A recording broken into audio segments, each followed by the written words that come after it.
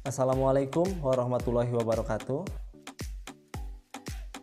Dalam video kali ini, saya akan membahas mengenai mata pelajaran simulasi dan komunikasi digital. Bab pertama mengenai perangkat lunak, pengolah kata, dan pengolah angka. Oke, langsung saja disimak videonya. Pertama, kita bahas terlebih dahulu mengenai konsep paragraf.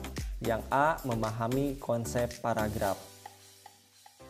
Di sini ada beberapa jenis paragraf dalam bahasa Indonesia. Yang pertama ada paragraf argumentasi, kemudian yang kedua ada paragraf eksposisi, ketiga ada paragraf deskripsi, dan yang terakhir ada paragraf narasi.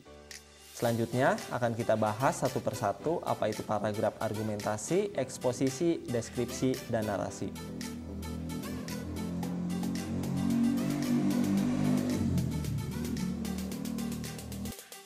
Untuk paragraf argumentasi, di sini argumentasi adalah paragraf yang mengemukakan suatu pendapat atau argumen beserta alasannya.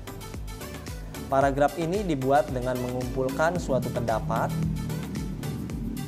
sikap yang disertai dengan alasan-alasan, contoh-contoh, dan bukti-bukti yang meyakinkan sehingga pembaca akan membenarkan gagasan pokok yang dibawanya. Artinya, saya garis bawahi untuk paragraf argumentasi di sini adalah paragraf yang mengemukakan suatu pendapat beserta alasannya. Jadi, jika ada paragraf yang isinya mengemukakan suatu pendapat, itu dikategorikan sebagai paragraf argumentasi. Selanjutnya, yang kedua, paragraf eksposisi. Eksposisi berasal dari kata expose, yang berarti memaparkan suatu hal. Paragraf eksposisi merupakan paragraf yang menginformasikan suatu teori, teknik, kiat, atau petunjuk dalam tulisan dengan tujuan menambah wawasan pembaca.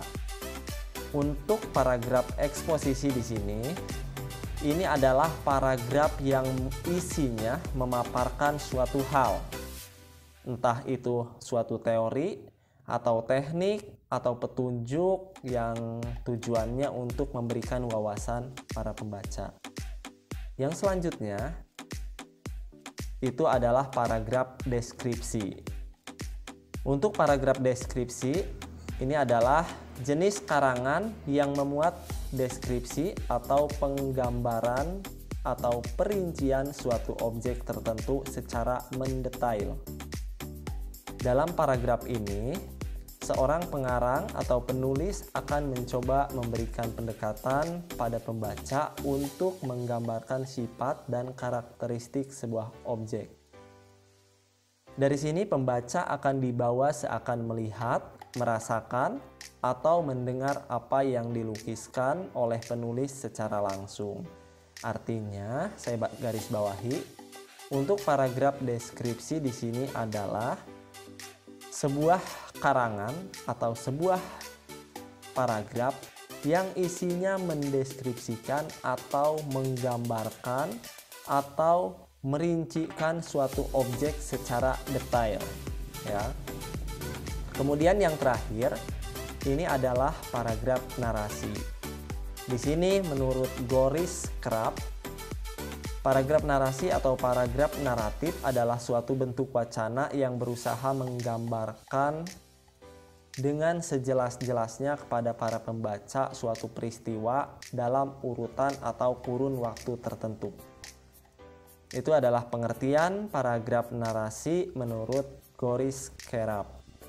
Kemudian ada pengertian lain, paragraf narasi merupakan jenis paragraf yang mengisahkan sebuah kejadian atau peristiwa berdasarkan urutan waktu.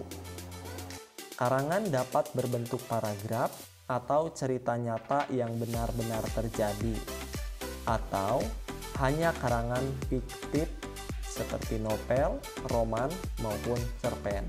Jadi intinya, untuk paragraf narasi, ini adalah sebuah paragraf yang di dalamnya menceritakan sebuah kejadian atau peristiwa berdasarkan urutan waktu, ya.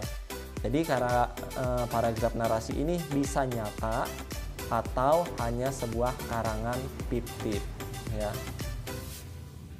Oke, untuk contohnya ini akan saya bahas di video selanjutnya ya. Jadi untuk jenis-jenis paragraf sekian. Jika ada pertanyaan silahkan ditanyakan pada kolom komentar. Saya akhiri, wassalamualaikum warahmatullahi wabarakatuh.